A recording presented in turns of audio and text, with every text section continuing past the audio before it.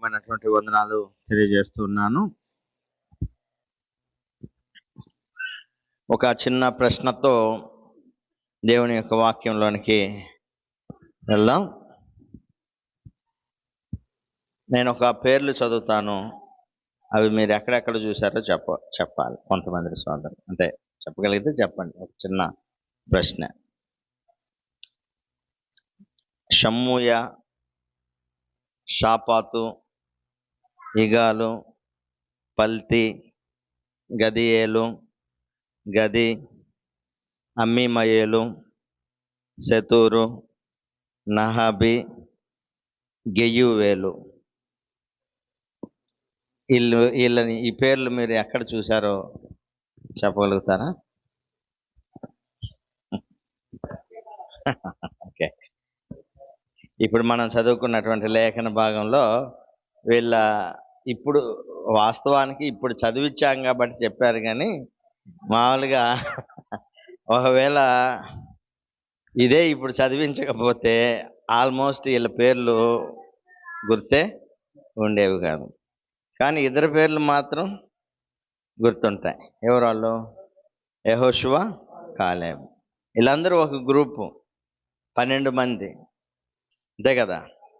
12 మంది ఇశ్రాయేలీల 12 గోత్రాలలో ప్రధానులు, కుటుంబాలలో ప్రధానులు వీళ్ళు. ఇక్కడ మనము ఇదే విషయాన్ని నేర్చుకోబోతున్నాం. ఈ 12 మంది ప్రధానులు, ఇశ్రాయేలీల యొక్క ప్రధానులు, ఆ కుటుంబాలకు ప్రధానులైన వీళ్ళ నుంచి మనం ఈరోజు ఒక పాఠాన్ని నేర్చుకుందాం. సువార్థికులైనటువంటి వాళ్ళకి సహజంగా ఇదంతా మీకు తెలుసు, లేఖనాలు అంటే విషయాలన్నీ.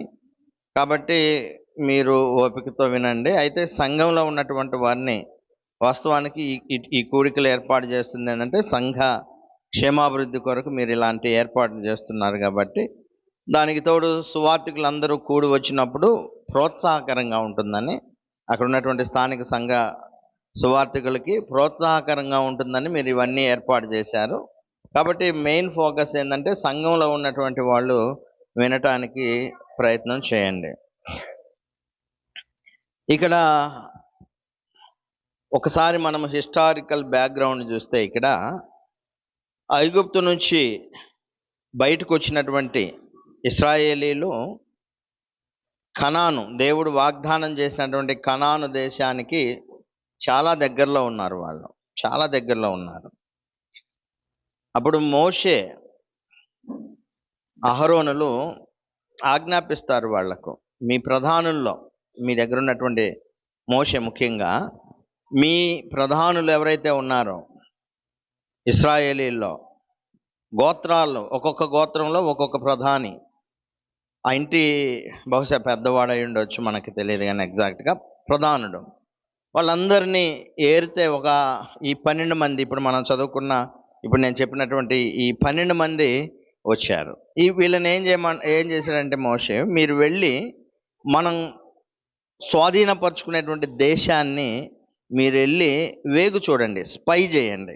స్పై అంటే వేగు చూడటము, మనము గూఢాచర్యము అంటారు మన భాషలో. అంటే ఆ దేశంలో ఉన్నటువంటి వాళ్ళకి తెలియకుండా అక్కడ ఉన్నటువంటి సంగతులు, అక్కడ ఏమేమి జరుగుతున్నాయో, ముఖ్యంగా ఆ దేశ పరిస్థితి చూడండి.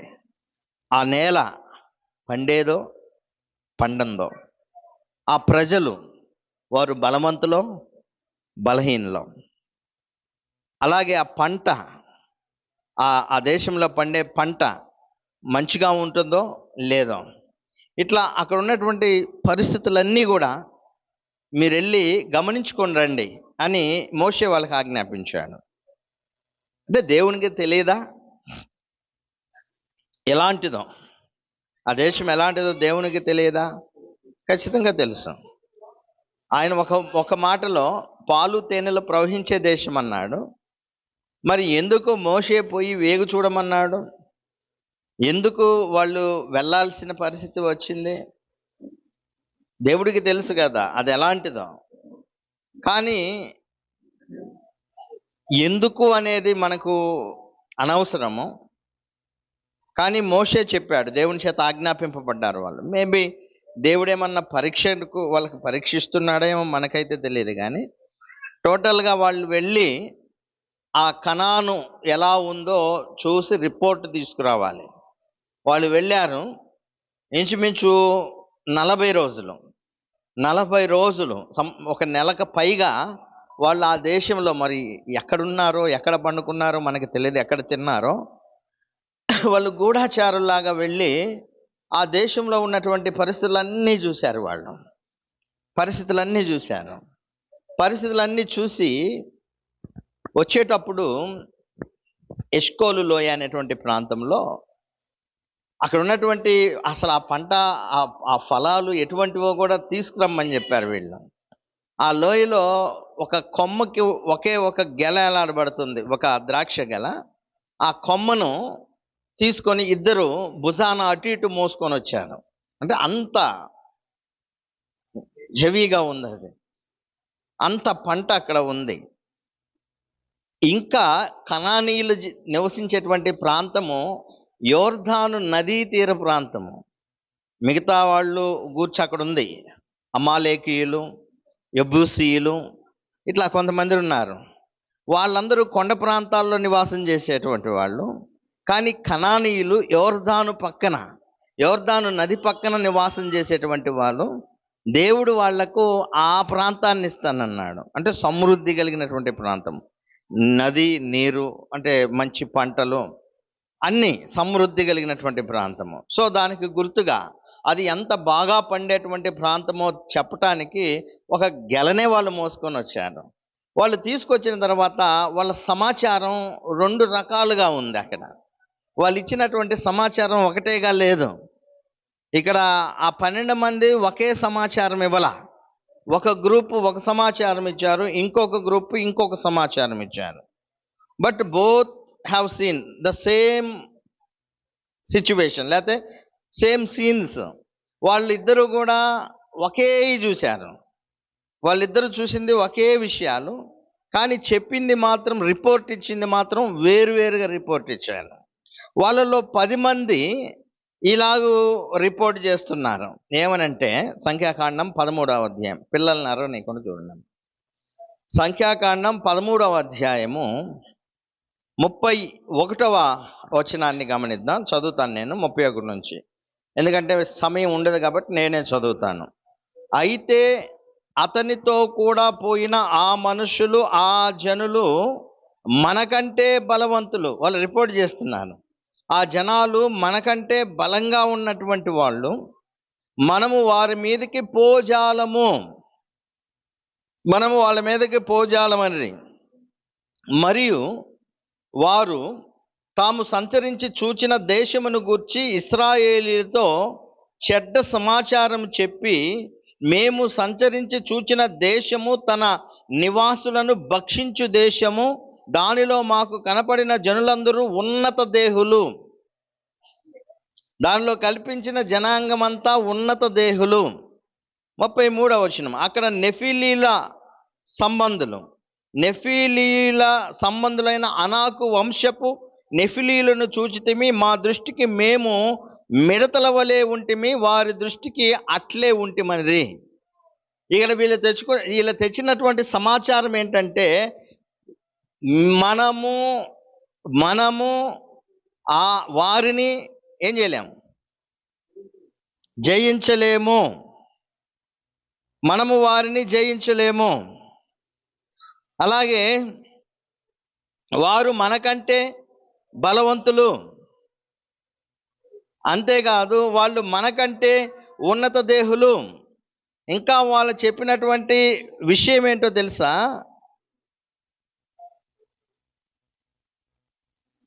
దేశము తన నివాసులను భక్షించు దేశము, దానిలో మాకు కనపడిన జనులందరూ. వీళ్ళు తెచ్చిన సమాచారం ఏంటంటే, అక్కడ ఉన్న జనాలందరూ ఎలాంటి వాళ్ళు? ఉన్నత దేహులు, నెఫిలీయులను మేము చూసాము, వారి దృష్టికి మిడతలు. వాస్తవానికి వాళ్ళు చూసింది నెఫిలీయులను 3 మాత్రమే. సంఖ్యాకాండం 13వ అధ్యాయము 22వ వచనం మీరు చూడండి. 22వ వచనము, వారు దక్షిణ దిక్కున ప్రయాణము చేసి హెబ్రోనుకు వచ్చిరి. అక్కడ అనాకీయులు, అహీమాను, శేషయి, తల్మయి అనువారుండిరి. ఆ హెబ్రోను ఐగుప్తులోని సోయను కంటే 7 ఏండ్లు ముందుగా కట్టబడిన. ఈ హెబ్రోన్లో ఉన్నటువంటి వీళ్ళు, ఈ ముగ్గురు వ్యక్తుల, లేకపోతే ఆ ముగ్గురుకు సంబంధించినటువంటి జనాంగమా మనకు తెలియదు, కానీ చాలా తక్కువ మంది మాత్రమే, ప్రత్యేకంగా వాళ్ళను ఉద్దేశించి మాత్రమే చెబుతున్నాడు. వీళ్ళే అనాకు వంశపు నెఫిలీయులు, అంటే ఉన్నత దేహులు. కానీ వాళ్ళు ఏం చెప్పారంటే, దేశంలో ఉన్న అందరూ ఉన్నత దేహుల, అందరూ బలవంతుల కాదు, చెడ్డ సమాచారము. ఇంకా వీళ్ళు ఏమన్నారంటే, వాళ్ళ దృష్టికి మేము మిడతల వలె ఉన్నాము. ఇంకా భక్షించు దేశం అంటున్నారు. వాళ్ళు మనల్ని భక్షిస్తారు. ఇక్కడ భక్షించు దేశం అంటే అర్థం ఏంటంటే, the land we travelled through and explored will devour anyone who goes to leave there. అంటే ఎవరైతే వాళ్ళతో నివాసం చేయటానికి వెళతారో, ఆ నివసించటానికి వెళ్ళినటువంటి వాళ్ళని వీళ్ళు తినేసేవాళ్ళు. తింటారంటే నిజంగా వాళ్ళ ఎముకలు, వాళ్ళ మాంసం తీసి కొరుక్కొని తింటారని కాదులే, కానీ మింగేస్తారు. వాళ్ళ ముందు నిలవలేరు అని అర్థం. సో ఈ విషయాన్ని 10 మంది చెప్పారండి. ఆ తర్వాత ఇద్దరు మాత్రము సమాచారాన్ని వేరుగా చెబుతున్నారు. ఆ ఇద్దరు యెహోషువ, కాలేబు. సంఖ్యాకాండం 14వ అధ్యాయము 7, 8, 9 వచనాలు చదువుతాను. ఇశ్రాయేలీల సర్వ సమాజముతో మేము సంచరించి చూచిన దేశము మిక్కిలి మంచి దేశము. పాజిటివ్ వే చెప్పట్లేదు వీళ్ళు 10 మంది. అంటే ఆ దేశం యొక్క మంచి స్థితిని గురించి చెప్పట్లేదు, కానీ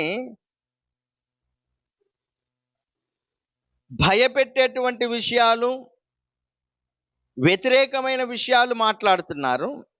కానీ వీళ్ళిద్దరు మాత్రం ఏమంటున్నారంటే, ఆ దేశము మిక్కిలి మంచి దేశము, యెహోవా మనయందు ఆనందించిన ఎడల ఆ దేశములో మనల్ని చేర్చి దానిని మనకిచ్చును. అది పాలు తేనెలు ప్రవహించు దేశము. యెహోవా మనయందు ఆనందించిన ఎడల చేయాల్సిందేం లేదు. మనం దేవుడు ఆనందపడేటట్లు మనం ఉంటే చాలు. మనల్ని చూసి, మన ప్రవర్తన చూసి, మన విశ్వాసాన్ని చూసి, మన ధైర్యాన్ని చూసి ఆ దేవుడు ఆనందపడితే చాలు. దేవుడు దాన్ని మనకి ఖచ్చితంగా ఇస్తాడు. దాన్ని మనము స్వతంత్రించుకుంటాము. అది పాలు తేనెలు ప్రవహించే దేశము. మెట్టుకు మీరు యెహోవా మీద తిరగబడకుడి, ఆ దేశ ప్రజలకు భయపడకుడి. వారు మనకు ఆహారం అవుతారు. వాళ్ళు మనల్ని తినటం కాదు, మనమే వాళ్ళని తినేస్తాం. చూడండి వాళ్ళిద్దరికి ఎంత డిఫరెంట్. ఆ 10 మంది చెప్పినటువంటి సమాచారానికి, ఈ ఇద్దరు చెప్పినటువంటి సమాచారానికి పూర్తి ఆపోజిట్గా ఉంది కదా. వాళ్ళు ఏమన్నారంటే, ఆ దేశపు జనుల దగ్గరికి మనం వెళ్తే వాళ్ళు మనల్ని తినేస్తారు, భక్షిస్తారు. కానీ వీళ్ళిద్దరు ఏం చెబుతున్నారంటే, లేదు వాళ్ళని మనమే భక్షిస్తాము, మన ముందు వాళ్ళు నిలవలేరు, వాళ్ళు మనకు ఆహారం అవుతారు. వారి నీడ వారి మీద నుండి తొలగిపోయెను. యెహోవా మనకు తోడయ్యున్నాడు, వారికి భయపడకుడి అనిది ఆ సర్వ సమాజము. చూడండి అది తర్వాత సంగతి. ఇప్పుడు వీళ్ళు చెప్పినటువంటి సమాచారం చూడండి ఒకసారి. వీళ్ళు ఏమన్నారంటే, భయపడొద్దు, ఆ దేశ నివాసులకు భయపడవద్దు, ఆ దేశం చాలా మంచిది, అది మనము స్వతంత్రించుకుంటాము. మన దేవుడైన యెహోవా మన యందు సంతోషిస్తే మనం ఖచ్చితంగా దానిలో ఆయన ప్రవేశపెడతాడు మనల్ని. అంతేకాదు వాళ్ళు మనకు ఆహారం అవుతారు, వాళ్ళే మనకు ఆహారం అవుతారు. మీరు భయపడొద్దు, వారి నీడ వాళ్ళ మీద నుండి తొలగిపోతుంది.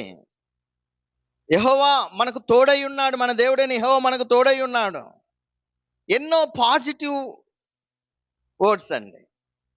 కాబట్టి ఇక్కడ మీరు గమనించండి, ఈ 10 మంది చెప్పిన దానికి, ఈ ఇద్దరు చెప్పిన దానికి పూర్తిగా వ్యతిరేకంగా ఉంది. 10 మందేమో నెగటివ్ థాట్స్ చెప్తే, ఇద్దరు మాత్రము పాజిటివ్ థాట్స్ చెప్పారు. ఈ విషయాన్ని మీరు ఆలోచన చేయండి. ఆ తర్వాత జరిగినటువంటి విషయం ఏంటంటే, దేవుని యొక్క కోపము 10 మంది మీద రగులుకుంది. 10 మంది మీద మాత్రమే కాదు, ఎవరు ఈ 10 మంది యొక్క సమాచారాన్ని విన్నారో వాళ్ళ మీద కూడా దేవుని యొక్క కోపం రగులుకుంది. నెగటివ్ థాట్స్ ఎవరైతే చెప్పారో వాళ్ళ మీద. సంఖ్యాకాండం 14వ అధ్యాయము 36, 37, 38 అలాగే 39 వచనాల వరకు మనం చూస్తే, మొదట ఇక్కడ చెడ్డ సమాచారం తెచ్చినటువంటి వాళ్ళు ఏమయ్యారో చూస్తాం. ఆ దేశమును సంచరించి చూచుటకై మోషే చేత పంపబడి తిరిగి వచ్చి ఆ దేశమును గూర్చి చెడ్డ సమాచారము చెప్పుట వలన సర్వ సమాజము అతని మీద సనుగునట్లు చేసిన మనుషులు ఎంతమంది? వీళ్ళు 10 మంది. అనగా ఆ దేశమును గూర్చి చెడ్డ సమాచారము చెప్పిన మనుషులు యెహోవా సన్నిధిని తెగులు చేత చనిపోయిరి. Immediate action. తెగులు వచ్చింది వాళ్ళకి. ఏ తెగులు వచ్చిందో మనకు తెలియదు, కానీ వాళ్ళు తెగులు చేత, పెస్టైల్ అంటారు, దాని చేత చచ్చారు వాళ్ళు. ఆ తర్వాత ఎవరు వాళ్ళ సమాచారాన్ని నమ్మారో, ఎవరు వాళ్ళు తెచ్చినటువంటి సమాచారాన్ని నమ్మారో, ఇక వాళ్ళ పని పడుతున్నాడు ఇక్కడ. 14వ అధ్యాయం 29వ వచనం మీరు చూస్తే వాళ్ళను గురించి ఈ విధంగా అంటున్నాడు: మీ శవములు ఈ అరణ్యములోనే రాలును, మీ లెక్క మొత్తము చొప్పున మీలో లెక్కింపబడిన వారందరూ, అనగా 20 ఏండ్లు మొదలుకొని పై ప్రాయము కలిగి నాకు విరోధముగా సనిగిన వారందరూ రాలిపోవుదురు.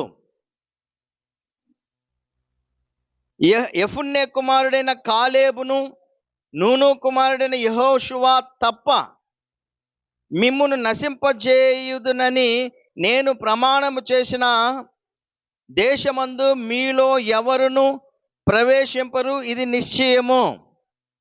32వ వచనం: అయితే మీ శవములు ఈ అరణ్యములో రాలును, మీ శవములు ఈ అరణ్యములో క్షయమగు వరకు, మీ పిల్లలు ఈ అరణ్యములో 40 ఏండ్లు తిరుగులాడుచు మీ వ్యభిచార శిక్షను భరించెదరు. 34వ వచనం: మీరు ఆ దేశమును సంచరించి చూచిన 40 దినముల లెక్క ప్రకారము దినమునకు 1 సంవత్సరము చొప్పున 40 సంవత్సరములు మీ దోష శిక్షను భరించి నేను మిమ్మల్ని రోసి వేసినట్లు తెలుసుకొందురు. మీరు గమనించండి, దేవుడు ఎవరైతే చెడ్డ సమాచారం తీసుకొచ్చారో ఆ 10 మందికి ఇమ్మీడియట్గా చనిపోయారు, వాళ్ళు తెగులు చచ్చిపోయారు. అయితే వాళ్ళ యొక్క సమాచారాన్ని నమ్మారు, చూశారు. ఆ చెడ్డ సమాచారాన్ని, దేవునికి వ్యతిరేకమైన ఆలోచనను ఎవరైతే నమ్మారో వాళ్ళను కూడా దేవుడు విడిచిపెట్టలా. వాళ్ళతో ఏమన్నాడంటే 20 సంవత్సరాలు పై ఉన్నటువంటి వాళ్ళు. ఎందుకు 20 సంవత్సరాల పైన ఉన్నటువంటి వాళ్ళంటే, ఆల్మోస్ట్ వీళ్ళకి మొత్తం తెలుసు అండి. ఇంకా వీళ్ళు అన్న మాట ఏందో తెలుసా? మా పిల్లలు, మా భార్యలు చెరగొనిపోబడతారు, వాళ్ళు చెరగొని తీసుకొని పోతారు అన్నారు వీళ్ళు. వాళ్ళు ఏదైతే అన్నారో దేవుడు దానికి ఆపోజిట్ చేయాలనుకున్నాడు ఇక్కడ. మీ పిల్లలు అన్నారు కదా చెరగొని పడతారని, వాళ్ళు బతుకుతారు, వాళ్ళు చెరగపోరు, వాళ్ళు సజీవంగా ఉంటారు, వాళ్ళు ఆ దేశాన్ని స్వతంత్రించుకుంటారు. కానీ నమ్మని మీరే ఈ అరణ్యంలో శవాలైపోతారు. రోజుకొక్క రోజు, అంటే 40 రోజులు తిరిగారు కదా ఆ దేశంలో. ఆ 40 దినాలకి ఒక్కొక్క రోజుకు ఒక్కొక్క సంవత్సరాన్ని నియమించాడు. అలా 40 సంవత్సరాలు, 40 సంవత్సరాలు అరణ్యంలోనే మీరు తిరుగుతారు. వెరీ నియర్ అండి. కనాను చాలా దగ్గరగా ఉంది, చాలా దూరంగా కూడా ఏం లేదు, వెంటనే వెళ్ళి స్వతంత్రించుకోవచ్చు. కానీ వీరి అపనమ్మకము, వీరి అవిశ్వాసము, వీళ్ళ చెడ్డ సమాచారము, ఈ 10 మంది తెచ్చినటువంటి చెడ్డ సమాచారాన్ని బట్టి, దాన్ని వీరు నమ్మిన దాన్ని బట్టి వీరికి దేవుడు విధించిన శిక్ష ఏంటంటే, వీళ్ళు కనానును చేరుకోలేరు, వీళ్ళు ఆ అరణ్యములోనే శవాలైపోతారు అని దేవుడు వాళ్లకు చెప్పాడు. అయితే యెహోషువ కాలేబులు మాత్రం వాళ్ళ గురించి ఏమన్నాడు? వీరు దానిలో ప్రవేశిస్తారు. అక్కడ క్లియర్ ఎవిడెంట్ వాళ్ళకి కనిపిస్తుంది. అక్కడే దేవుడు చెప్పింది నమ్మాలి, దేవుడు చెప్పింది విశ్వసించాలి. అంతేకాదు, దేవుడు ఒక దాని విషయంలో అది సరైంది అన్నప్పుడు, అది సరిగా కనిపించినప్పుడు దాన్ని గూర్చి సరిగానే చెప్పాలి, కానీ చెడ్డ సమాచారాన్ని చెప్పి సమాజాన్ని భయపెట్టి వాళ్ళను అవిశ్వాసులుగా చేయకూడదు. ఇక్కడ ఎంత భయంకరమైన విషయమో చూడండి. ఇక్కడ 10 మంది, కేవలం 10 మంది తెచ్చిన ఒక చెడ్డ సమాచారము లక్షల్లో ఉన్నటువంటి జనాంగాన్ని కనాను చేరనీయకుండా చేసిందండి. ఎంత దారుణమైన విషయమో చూడండి. బోధ విషయంలో కూడా అంతే. ఒక్క సువార్తికుడు బోధిస్తున్నప్పుడు 50, 100, 200, ఒక్కొక్క చోట 1000 సంఘ సభ్యులు ఉంటారు. మరి అంతమంది సంఘ సభ్యులను మంచి సమాచారం ఇచ్చి దేవుని వైపుకి నడిపించాలన్నా సువార్తికుడిదే బాధ్యత, బోధించేటువంటి వారిది. చెడ్డ సమాచారం ఇచ్చి వాళ్ళని అవిశ్వాసులుగా చేయాలన్నా వాడిదే బాధ్యత. క్షమించాలి వాడిదన్నందుకు, దానిలో నేను కూడా ఉన్నా. అంటే సువార్తికులదే బాధ్యత. సో ఇక్కడ కేవలం 10 మంది, తక్కువ సంఖ్య కలిగినటువంటి వారు చెప్పినటువంటి సమాచారము ఆ సర్వ సమాజంలో ఉన్న లక్షల్లో ఉన్నటువంటి వారి మీద ప్రభావం చూపించింది. కాబట్టి దేవుని విషయాలలో చాలా జాగ్రత్తగా మనము సమాచారం అందించాలి ప్రజలకు. అసలు దేవుడు ఎందుకు ఇంత కోపాన్ని, ఇది మామూలు విషయం కాదు. ఏది లక్షల్లో ఉన్నటువంటి వాళ్ళు 20 సంవత్సరాలు పైబ్రాయం చాలామంది ఉంటారు కదా, చాలామంది లక్షల్లో జనాలు కదా వీళ్ళంతా. 20 సంవత్సరాలు పై మొదలుకొని అంటే చాలామంది అసలు వాళ్ళను ఒక్కసారిగా అసలు ఆ కనాను పోనివ్వకుండా ఒకేసారి 10 మంది అక్కడికక్కడే తెగులొచ్చి చచ్చిపోవటం. అసలు దేవుడికి ఎందుకు ఇంత కోపం వచ్చింది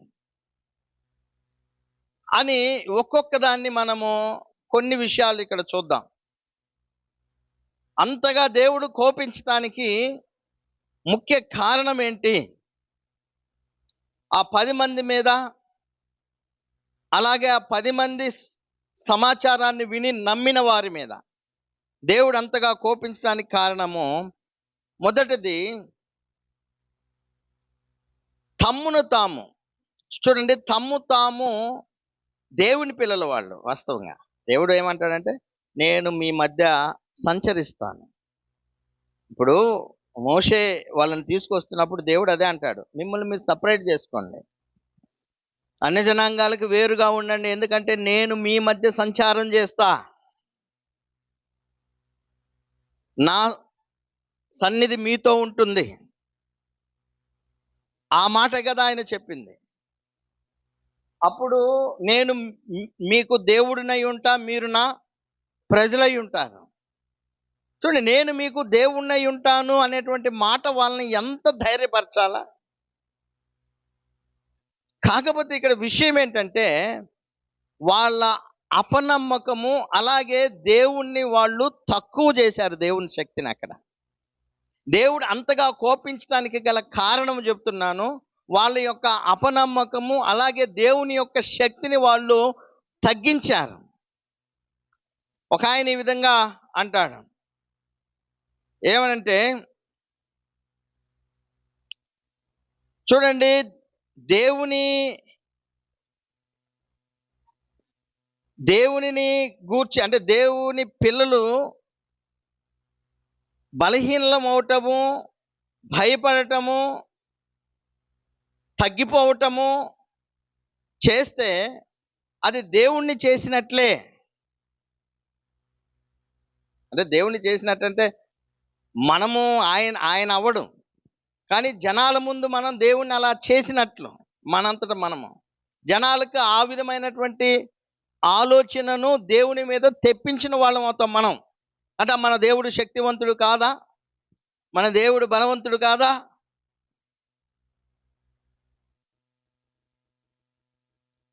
వీళ్ళ అపనమ్మకం చూడండి, ఒకసారి వచనం చూద్దాం.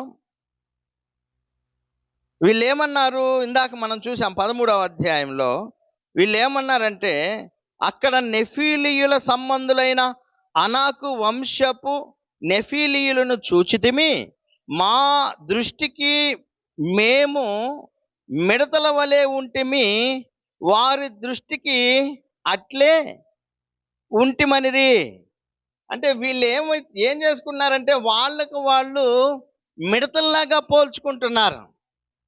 వాళ్ళకు వాళ్ళు మేము మిడతలం. అరే దేవుని పిల్లలు కదా మీరు. అవును. ఆ తర్వాత మీరు దావీదును చూస్తే, సున్నతి లేని ఫిలిష్తీయుడు ఎంతడోడు, జీవం కలిగిన దేవుని పిల్లల్ని ఎదిరించడానికి సున్నతి లేని ఫిలిష్తీయుడు ఎంతడోడు.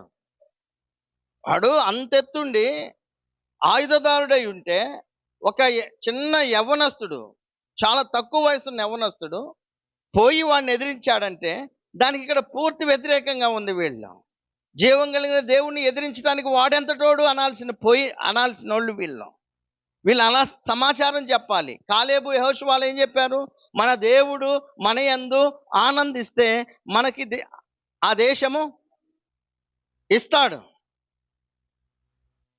కానీ వీళ్ళు తెచ్చిన సమాచారం ఏంటంటే, లేదు మనము వాళ్ళ ముందు ఎలా ఉన్నాము, మిడతల్లాగా ఉన్నాము. వీళ్ళకి తెలియదా?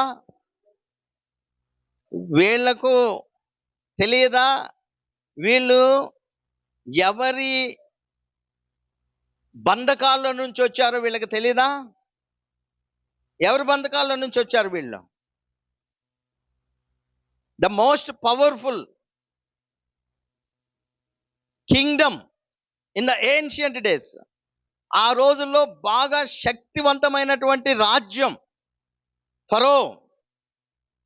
మామూలుడు కాదు. ఫరో సైన్యము మామూలుది కాదు. వాస్తవానికి వాళ్ళు ఎక్కడి నుంచి వచ్చారో వీళ్ళను పోల్చుకుంటే వీళ్ళు చాలా తక్కువ. మరి అంత పెద్ద బలవంతుడిగా పేరు పొంది గొప్ప రాజ్యంగా పిలువబడుతున్నటువంటి ఐగుప్తు ఫరోల నుండే దేవుడు విడిపించి తీసుకొచ్చింది వాళ్ళకి తెలియదా? వాళ్ళకి తెలుసు. కానీ ఇక్కడ ఏం సమాచారం చెప్తున్నారంటే, ఆహాహా మనం వాళ్ళ కింద ఎలా ఉన్నాం, మిడతలం మనం. ఏంటిది? ఏంది అంత గొప్ప, అంత పెద్దోడి దగ్గర నుంచి విడిపింపబడింది తెలుసు కదా. అంతేకాదు, ఎర్ర సముద్రం రెండుగా పాయలైపోవటం వాళ్ళు చూశారు. ఎర్ర సముద్రం రెండుగా పాయలైపోయి ఫుల్ ఫోర్స్డ్ ఆర్మ్డ్ సోల్జర్స్, కంప్లీట్గా రథాలు, కత్తులు, ఈటెలు, వెపన్స్ పట్టుకొని వాడిని చూస్తేనే భయపడేటట్లుగా సైన్యము తరుముతా వచ్చారు.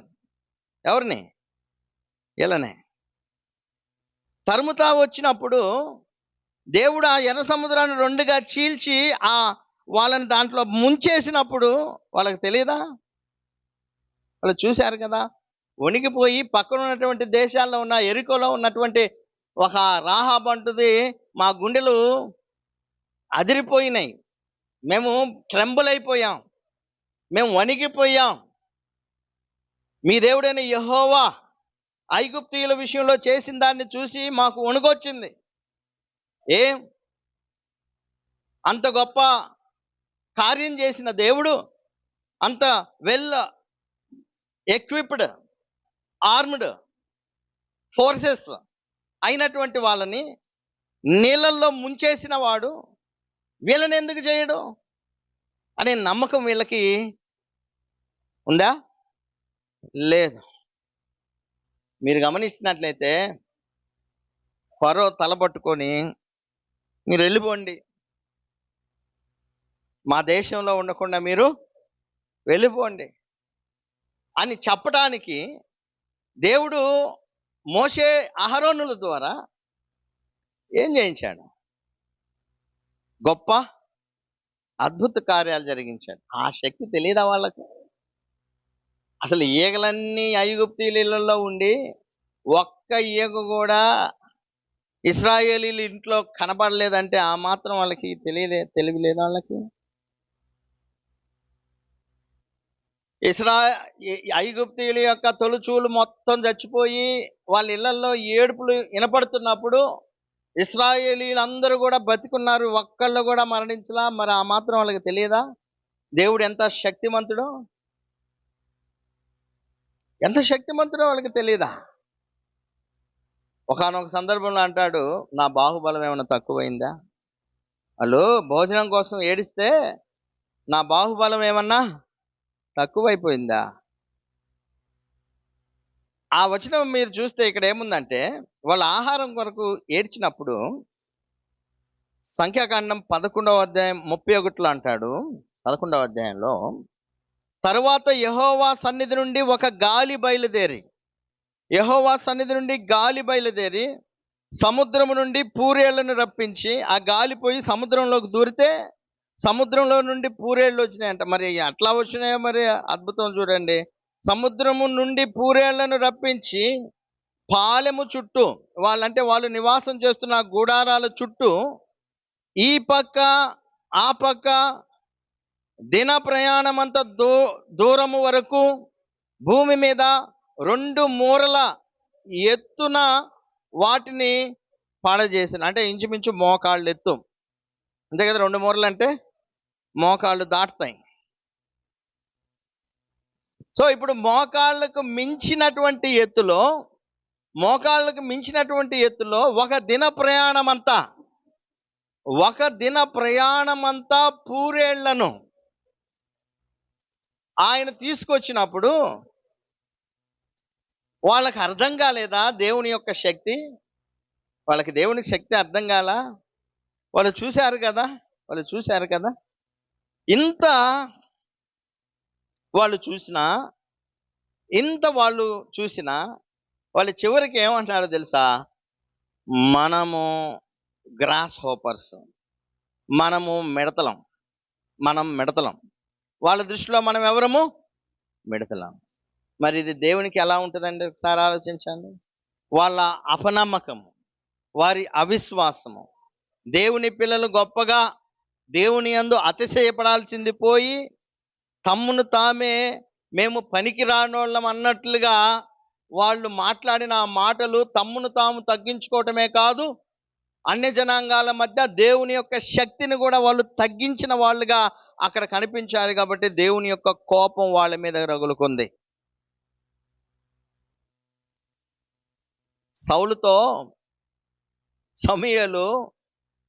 రాజైన సౌలుతో సమూయేలు చనిపోయి ఆత్మరూపంలో కనపడి ఏం చెప్తాడో తెలుసా? రేపు ఈ పాటికి నువ్వు నాతో ఉంటావు మిస్టర్ సౌల్, అంటే నువ్వు కూడా రేపు చచ్చుంటావు, యుద్ధంలో చచ్చిపోతావు అన్నాడు. అదేంటి? దేనికి సౌలుకి ఆ గతి వచ్చింది అంటే, వాస్తవానికి మీరు గమనిస్తే ఆ వచనాల్లో ప్రవక్త అయిన సమూయేలు చనిపోయిన తర్వాత సౌలుకు దేవుని వద్ద నుంచి ఏ సమాచారము రావట్లేదు ఆయనకు. సో ఇప్పుడు రానప్పుడు ఆయన ఏం చేయాలంటే గోజాడాలి, ప్రార్థన చేయాలి, ఏడవాలి, తగ్గించుకోవాలి. ఇంక ఏదైనా చావో బతుకో దేవా నువ్వు నాకు సమాచారం ఇచ్చినా ఇయ్యకపోయినా నిన్ను వదిలిపెట్టను, నేనేదో తప్పులు చేశాను, భయంకరమైన తప్పులు చేసి నీకు వ్యతిరేకంగా నేను బ్రతికాను, సరే నువ్వు ఇప్పుడు నీ నుండి నాకు మా వాక్కు నాకు అందకపోయినప్పటికి కూడా ఇంకా నాకు వేరే దిక్కు లేదు, దారి లేదు అనాల్సింది పోయి ఎక్కడ పోయాడు? ఎక్కడ పోయాడు? సోదె చెప్పేదాని దగ్గరికి పోయాడు. కర్ణపిశాచము కలిగినటువంటి ఒక స్త్రీ దగ్గరకు పోయి ముసుగేసుకొని తెలియకుండా, మళ్ళీ ఎందుకో తెలుసా, అంతకుముందు ఈయన ఎల్లగొట్టింది వాళ్ళని, దేశంలో ఉండకుండా వాళ్ళని ఎల్లగొట్టినోడు ఇప్పుడు పోయి ముసుగేసుకొని కనబడకుండా ఎక్కడో ఊరు బయట ఎక్కడో ఉన్నటువంటి ఆ సోదె చెప్పే ఆ కర్ణపిశాచాన్ని పిలిచేటువంటి ఒక మంత్రగత్తె దగ్గరికి ముసుగేసుకొని పోయాడు. అంటే దేవుడు శక్తి లేనోడనా? అంతే కదా ఆయన ఉద్దేశం. దేవుడు సహాయం చేయడనా? అంతే కదా ఆయన ఉద్దేశం. కనుకే సమూయేలు అంటాడు, నీ పని అయిపోయింది, నువ్వు ఈ పాటికి నువ్వు అక్కడ ఉంటావు, నేను ఎక్కడున్నానో అక్కడ ఉంటావు. సో దేవుణ్ణి తక్కువ చేయకూడదు. దేవుడి మీద విశ్వాసం ఉంచినటువంటి వారు, దేవుడు మహోన్నతుడు, గొప్పవాడు, శక్తి కలిగిన వాడు, గొప్ప కార్యాలు చేస్తాడు అని నమ్మాలి. మరొక సందర్భంలో అహజ్యా అనేటువంటి ఒక రాజు ఉన్నాడు. అహజ్యా ఒక రాజు ఉన్నాడు. అది 2వ రాజులు 1వ అధ్యాయం 2వ వచనం నుంచి మనం చూస్తే అక్కడ అర్థమైంది. ఈ అహజ్యా తన మేడగదిలో నుండి కిటికీల నుండి కింద పడి రోగయ్యాడు. రోగైనప్పుడు అతను ఏం చేయాలా? వాస్తవంగా దేవుని దగ్గరికి వెళ్ళాలా, దేవుని సన్నిధిలో వేడుకోవాలా, దేవునికి ప్రార్థన చేయాలా, దేవా నాకు సహాయం చేయాలా. ఎందుకు? అతడు ఇశ్రాయేలీయుడు, దేవుని సంబంధి, దేవుని కట్టడలు ఆయనకు తెలుసు, దేవుని శక్తి ఆయనకు తెలుసు. కానీ ఈయన ఏం చేశాడో తెలుసా? ఎక్రోను దేవత యొక్క బయల్జెబూబునొద్దకు పోయి ఈ వ్యాధి పోగొట్టుకొని నేను స్వస్థపడుతునో లేదో విచారించుడని దూతలను పంపగా, ఆయన దగ్గర ఉన్నటువంటి సోల్జర్స్ని పంపించాడు. పోయి ఎక్రోను దేవత అయిన బయల్జెబూల్ దగ్గర పోయి, ఏమి ఇశ్రాయేలీలో దేవుడు. ఆ తర్వాత ఏలియా అదే మాట అంటాడు. ఆ కింద వచనాలు మీరు చూడండి. యెహోవా దూత తిష్బీయుడైన ఏలియాతో ఇలాగ సెలవిచ్చెను, నీవు లేచి షోమ్రోను రాజు పంపిన దూతలను ఎదుర్కొనబోయి ఇట్లనము, ఏమని? ఇశ్రాయేలు వారిలో దేవుడన్నవాడు లేడనుకొని ఎక్రోను దేవత అయిన బయల్జెబూబునొద్ద మీరు విచారింపబోచున్నారా? కాగా యెహోవా సెలవుచ్చినదేమనగా, నీవెక్కిన మంచము మీద నుండి దిగి రాకుండా నీవు నిశ్చయముగా మరణమవుదువు. నువ్వు ఏ మంచం ఎక్కావో, ఏ రోగంతో అక్కడ పడున్నావో, అదే మంచం మీద అదే రోగంతో నువ్వు లెగకుండా చస్తావు. కారణం ఏంటి? కారణం ఏంటంటే, తాను సేవిస్తున్న ఇశ్రాయేలీల దేవుడైన యెహోవా, మన సృష్టికర్త అయిన దేవుడు బాగు చేయలేడా? ఆయన దృష్టిలో అదే కదా. వేరే బయల్జెబూల్ దేవత దగ్గరికి పంపించాడంటే, ఒక విగ్రహం దగ్గరికి పంపించాడంటే, ఒక అన్య జనాంగానికి పంపించాడంటే, దాని అర్థం ఏంటంటే, ఇప్పుడు నువ్వు సేవించే దేవుడైన యెహోవా కనీసం స్వస్థత కూడా చేయలేనివాడు అని వాళ్ళకి చెప్పటం.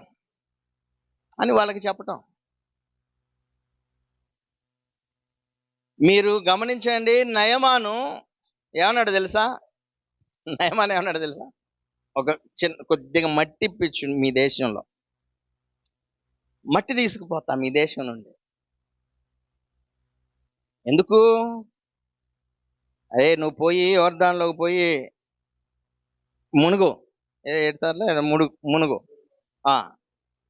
7 మార్లు మునుగు అంటే, దేవుని ప్రవక్త మాట వినిపోయి మునిగితే కుష్టుపోయి పసిపిల్లోడి దేహం వచ్చింది ఆయనకి. అప్పుడు అన్నాడు, ఇదిగో నేను ఇంతకు ముందు పొరపాటున రిమ్మోను దేవతకు పోయి నా యజమానుడితో పాటు పోయి నేను ఇంతకు ముందు మొక్కిన దాన్ని దేవుడు అయిన యెహోవా జ్ఞాపకం చేసుకోకుండా నన్ను క్షమించునుగాక. చూడండి, ఆయన ఒక అన్య జనాంగమైనటువంటి వాడే దేవుణ్ణి నమ్మి కనీసం ఒక ఇశ్రాయేలీయుల దేశంలో మట్టి తీసుకుపోతానని అంత దేవుణ్ణి విశ్వసిస్తే, వాళ్ళతోనే ఉన్న దేవుడు, నేను మీ దేవుణ్ణి అంటున్నా ఆయన, మీరు నాకు ప్రజలై ఉంటారు, నా మాట వినండి, నా ఆజ్ఞలు పాటించండి, మీరేం చేయొద్దు నాయనా, నా ధర్మ విధులను నెరవేర్చండి, నేను చెప్పిన మాటకు లోబడండి అంటే వీళ్ళకి ఎంత కొవ్వెక్కిందంటే వీళ్ళు ఏమంటున్నారంటే, కాదు కాదు, పోయి అదిగో ఆ ఎక్రోని దేవత దగ్గరకు పోయి బయల్జెబూల్ దగ్గరకు పోయి విచారించి రండి. సో ఇప్పుడు ఏమయ్యాడంటే ఎక్కిన మంచం మీద నుండి దిగల. మనం కూడా కొన్ని సందర్భాలలో మన దేవుని యొక్క శక్తిని తక్కువ చేస్తూ ఉంటాం. ఏం దేవుడు మీ జీవితాల్లో గొప్ప కార్యాలు చేయలేదా? నువ్వు అంత నమ్మలేవా? ఆయన అంత విశ్వసించలేవా? ఆయన మీద అంత పూర్తి నమ్మకం లేదా నీకు? పిల్లల కాళ్ళకి తాయెత్తులు కడతారు అంటే నేను విషయం చెప్తున్నాను. అంటే నేను ఇంక వేరేది దేన్ని నేను దూషించట్లేదు, కానీ మీ నమ్మకాలు ఏమైనాయి? మీరు విశ్వసిస్తున్నటువంటి దేవుడు కార్యాలు చేయలేడా? ఇక్కడ అదే జరిగింది. అక్కడ వాళ్ళు నమ్మలా, దేవుణ్ణి తక్కువ చేశారు. ఒక స్టోరీ ఉంది. అదేంటంటే ఒక దేవుణ్ణి నమ్మని ఒక కాలేజీలో లెక్చరర్ ఉన్నాడంట. యవనస్తుల్ని ఎలాగైనా, క్రైస్తవులైన యవనస్తుల్ని ఎలాగైనా, మీరు పూజించే సేవించే దేవుడు పెద్ద గొప్పోడేం కాదని చెప్పడానికి ఈయన నానా తంటాలు ప్రయత్నాలు చేస్తూ ఏమని చెప్పాడంటే, ఎర్ర సముద్రంలో చేసిన అద్భుతం పెద్ద అద్భుతం ఏమి కాదు, మహా అయితే 6 అడుగుల లోతది. అంటే ఆయన ఆయన చెప్పటం అది వీళ్ళని తక్కువ, అంటే దేవుణ్ణి శక్తిని తక్కువ చేయటానికి 6 అడుగుల లోతు ఉన్నటువంటి దానిలో నడిచిపోయారు. అది పెద్ద వింత ఏమి కాదు, గొప్ప ఏమి కాదన్నాడంట. అయితే వెనకున్న ఒక యవనస్తుడు అన్నాడంట, ప్రైజ్ గాడ్, అంటే దేవునికి మహిమ కలుగును గాక అన్నాడు. ఏమిరా, ఎందుకు 6 అడుగుల నీళ్ళలో పెద్ద అద్భుతమా అంటే, ఆయన అబ్బాయి ఏమన్నాడంటే, 6 అడుగుల నీళ్ళల్లో అంతమంది సైన్యము ఏమయ్యారు?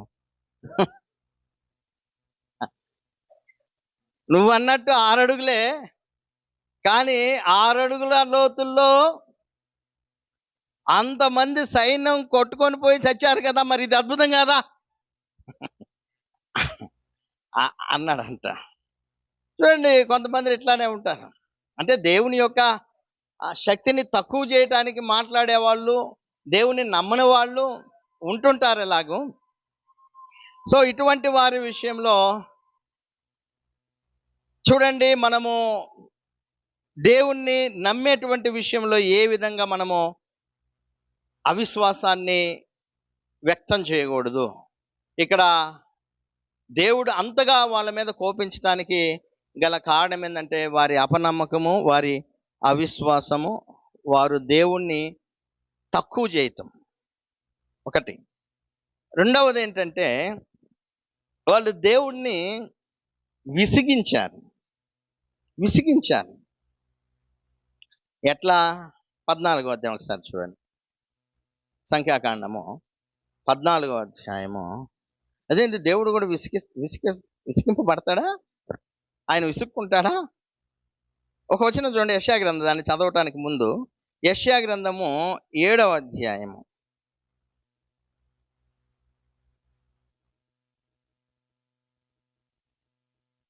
13.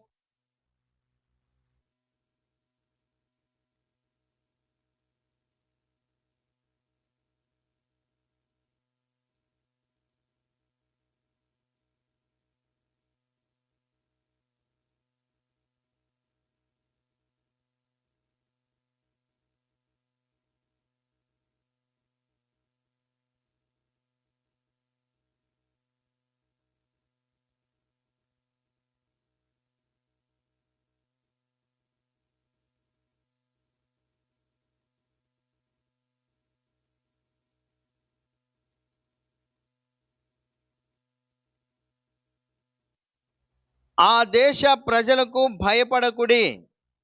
ఆ దేశంలో ఉన్న జనాలకు భయపడొద్దు. వాళ్ళు స్పష్టంగా చెప్తున్నారు. వారు మనకు ఆహారం అవుతారు, వారి నీడ వారి మీద నుండి తొలగిపోయెను. యెహోవా మనకు తోడై ఉన్నాడు, వారికి భయపడకుడి అనిరి. ఆ తర్వాత సంఖ్యాకాండం 13వ అధ్యాయము 10వ వచనము. కాలేబు మోషే ఎదుట జనులను నిమ్మళపరిచి, మనము నిశ్చయముగా వెళ్ళుదము, దాన్ని స్వాధీనపరచుకుందము, దాన్ని జయించుటకు మన శక్తి చాలును. ఇప్పుడు చూడండి, వాళ్ళకి వీళ్ళకి ఎంత వ్యత్యాసమో. వీళ్ళు ఏమంటున్నారో తెలుసా? కాన్ఫిడెంట్గా ఉన్నారండి. ఏం పర్వాలా, జనాలను నిమ్మలపరిచారు. వాళ్ళు ఎలుగెత్తి ఏడ్చి కేకలేస్తున్నప్పుడు, ఆగండి మీరు మీరేమీ తొందరపడాల్సిన అవసరంలా, మనం ఆ దేశాన్ని స్వతంత్రించుకుంటాం, భయపడొద్దు, వాళ్ళే మనకు ఆహారం అవుతాను, మన దేవుడు గొప్పోడు, యెహోవా మనకు తోడై ఉన్నాడు.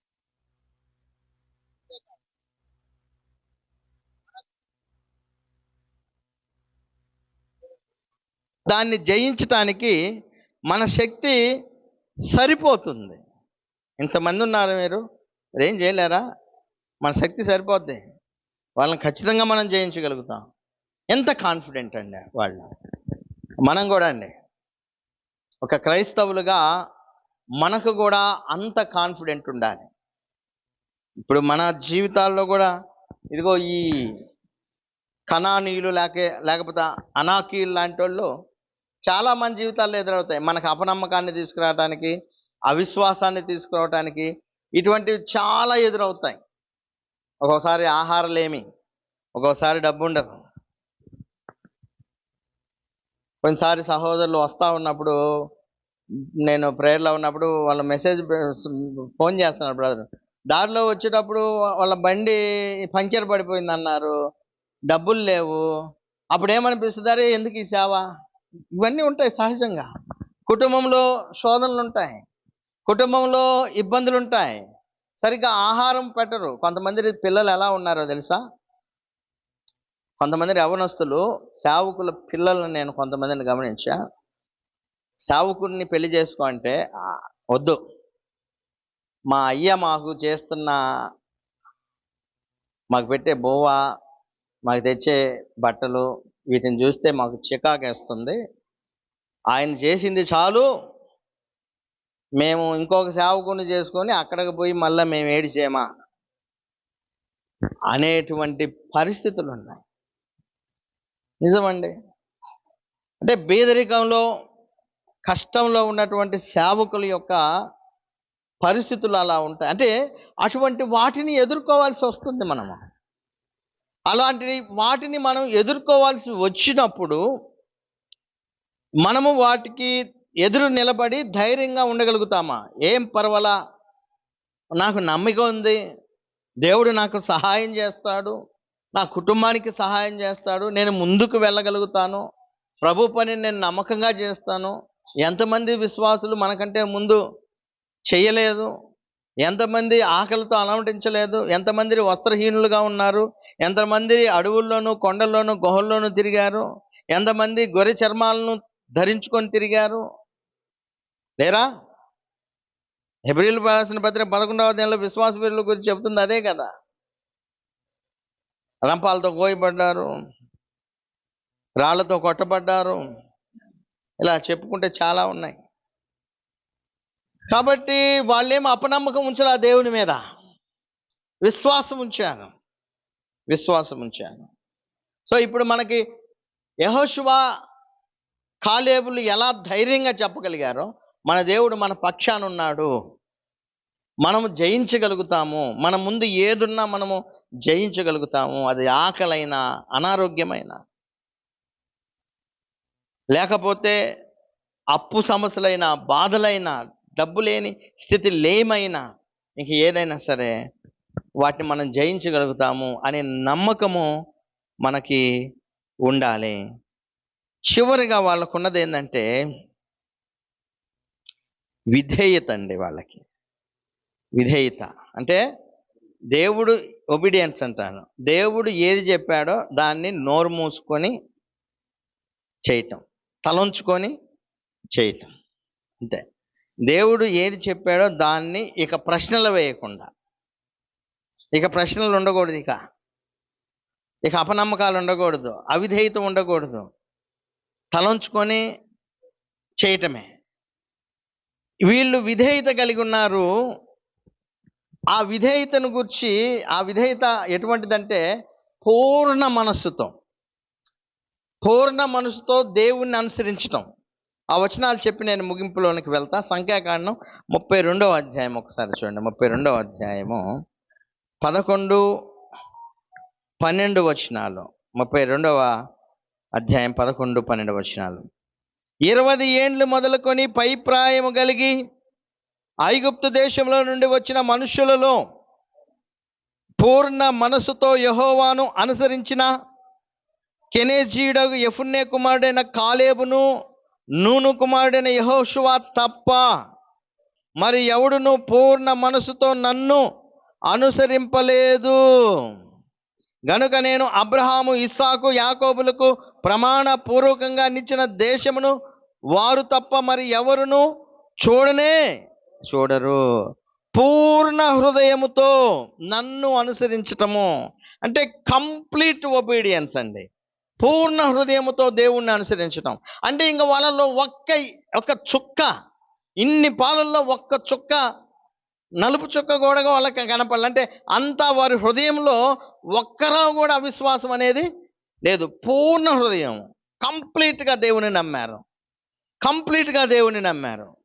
అంటే పరిస్థితులు ఎట్లా ఉండాయినా సరే, ఆ ముగ్గురు ఎవరో ఉన్నారు, అనాకీయులు, ఉన్నత దేహులు, వాళ్ళను చూసినా వీళ్ళు భయపడలా. మీరు గమనించండి, పూర్ణ హృదయంతో ఆయనను అనుసరించాలి దేవుణ్ణి. ఇదే విషయాన్ని మోషే కూడా సాక్ష్యం ఇస్తున్నాడు, విట్నెస్ చేస్తున్నాడు. ద్వితీయోపదేశకాండం 1వ అధ్యాయము 36, 37, 38 వచనాలు చదువుతాను. యెఫున్నె కుమారుడైన కాలేబు తప్ప మరి ఎవడును చూడడు. అతడు పూర్ణ మనస్సుతో యెహోవాను అనుసరించెను. మోషే సాక్ష్యం ఇస్తున్నాడు. అతడు పూర్ణ హృదయముతో యెహోవాను అనుసరించెను గనుక అతడు దానిని చూచును. అతడు అడుగుపెట్టిన దేశమును నేను అతని సంతానమునకు ఇచ్చేదనని ప్రమాణము చేసెను. మరియు యెహోవా మిమ్మును బట్టి నా మీద కోపపడి, నాయన మిమ్మల్ని బట్టి నా మీద కూడా దేవునికి కోపం వచ్చింది. ఎవరంటున్నారు ఈ మాట? మోషే. వాళ్ళు చేసిన గోల, వాళ్ళకున్నటువంటి అపనమ్మకము, వారికి ఉన్న అవిశ్వాసము, వారి సనుగులు, వారి గొనుగులు ఇవన్నీ చూడలేక ఆయన ఏమన్నాడంటే, ద్రోహులారా, అంతే కదా అంది. ద్రోహులారా మీరు అంటే దేవుని నమ్మరా మీరు అంటే ఆయన కాని మాట మాట్లాడాల్సి వచ్చింది మోషేకి. ఇలా వాళ్ళ పరిస్థితిని చూసి రాతి బండతో మాట్లాడంటే దేవుడు, ఈయన దాన్ని కర్రతో కొట్టాల్సిన పరిస్థితి వచ్చింది. చివరికి దేవుడు అంటే నువ్వు కూడా పోవు. ఎవరిని? మోషేనే. మిమ్మల్ని బట్టే నా పరిస్థితి అయింది మోషే అంటున్నాడు. అదేగా అంటుంది, మిమ్మల్ని బట్టి మరియు యెహోవా మిమ్ముని బట్టి నా మీద కోపపడి నీ పరిచారకుడగు నూను కుమారుడైన యెహోషువ దానిలో ప్రవేశించును గాని నీవు దానిలో ప్రవేశింపవు. ఎందుకంటే యెహోషువ, కాలేబు పూర్ణ మనసుతో యెహోవాను అనుసరించారు, అంటే విధేయత కలిగి ఉన్నారు. చివరికి యెహోషువ ముసలి వయసు వచ్చిన తర్వాత కూడా సాక్ష్యం చెప్తున్నాడు. యెహోషువ గ్రంథం 14వ అధ్యాయం ఒకసారి చూడండి. 14వ అధ్యాయము 7 నుంచి చదువుతాను. దేశమును వేగు చూచుటకు యెహోవా సేవకుడైన మోషే కాదేషు బర్నేయాల నుండి నన్ను పంపినప్పుడు, ఇక్కడ యెహోషువ చెబుతున్నాడు, నన్ను పంపినప్పుడు నేను 40 ఏండ్ల వాడను. ఆయన వయసు ఎంత? 40 సంవత్సరాలు, 40 ఏండ్ల వాడును. ఎవరికి భయపడక నేను చూచినది చూచినట్టే అతనికి వర్తమానము తెచ్చి తిని. ఎవరికి నేను భయపడలా. నేను ఏదైతే చూచానో దానినే నేను వర్తమానం తీసుకొని పోయి మోషేకి చెప్పా. నాతో కూడా బయలుదేరి వచ్చిన నా సహోదరులు జనుల హృదయములను కరగజేయగా, నాతో ఉన్న వాళ్ళేమో జనుల హృదయాన్ని ఏం చేశారు? కరగజేశారు. అరే మనం పోలేము, అబ్బబ్బా మనం వాళ్ళ ముందు మిడతలు లాంటి వాళ్ళం, చస్తాము, వెళ్ళలేము, స్వతంత్రించుకోలేము అన్నారు. కానీ యెహోషువ తన గూర్చి ఏమంటున్నాడంటే, వాళ్ళు అలా అన్నప్పటికీ కూడా నేను నా దేవుడైన యెహోవాను నిండు మనసుతో, ఎలా? నిండు మనసుతో అనుసరించి తిని, నిండు మనసుతో అనుసరించి తిని. ఆ దినమున మోషే ప్రమాణం చేసి, నీవు నా దేవుడైన యెహోవాను నిండు మనసుతో అనుసరించితివి కనుక నీవు అడుగుపెట్టిన భూమి నిశ్చయముగా నీకును నీ సంతానమునకు ఎల్లప్పుడూ స్వాస్థ్యముగా ఉండుననెను.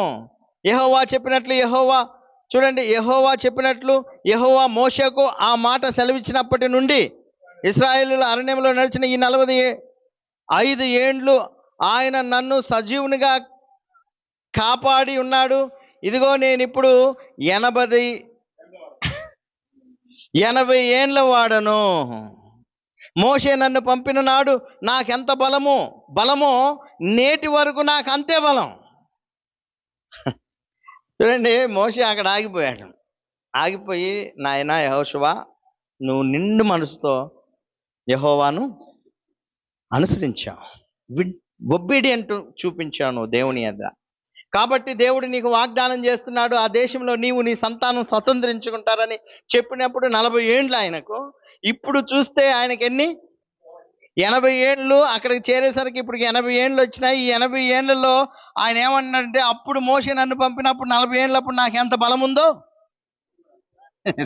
ఇప్పుడు మీ 40 ఏళ్ళ ముందు ఎట్నే ఉన్నారు మీరు అంటే నాకు ఇప్పుడు 40 లేదంటారా? ఎవరు మీరు? మీ పేరైనా నాకు 40 కూడా రాలేదంటారా? ఓకే, మీకు రాకపోతే ఒకవేళ 80 ఏళ్ళు ఉన్నవాళ్ళు ఎవరైనా ఇక్కడ ఉంటే 40 ఏళ్ళ క్రితం ఉన్న బలము ఇప్పుడు మీకు అలాగే ఉందా? ఉండదు. అంతేకాదు, ఆయన ఏమంటున్నాడంటే, ఈ 40 ఏండ్లు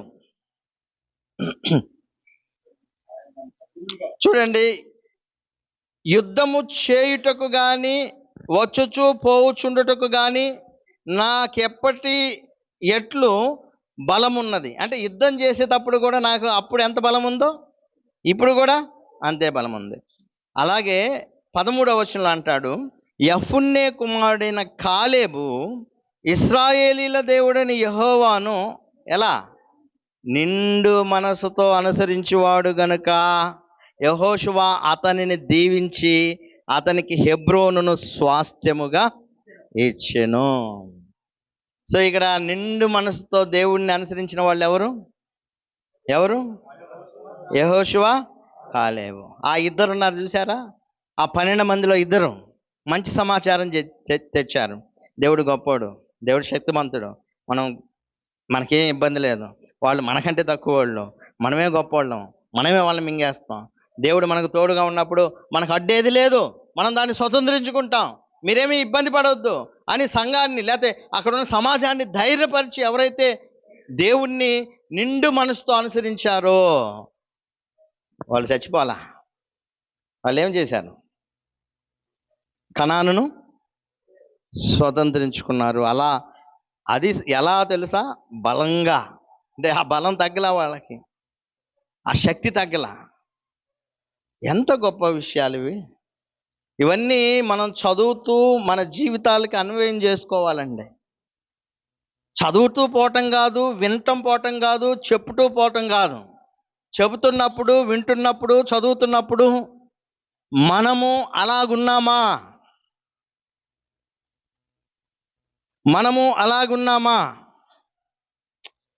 చివరికి ఈ వచనం చూడండి, 2 పేతురు 1వ అధ్యాయము 5వ వచనం. మనం ఎలా ఉన్నాం?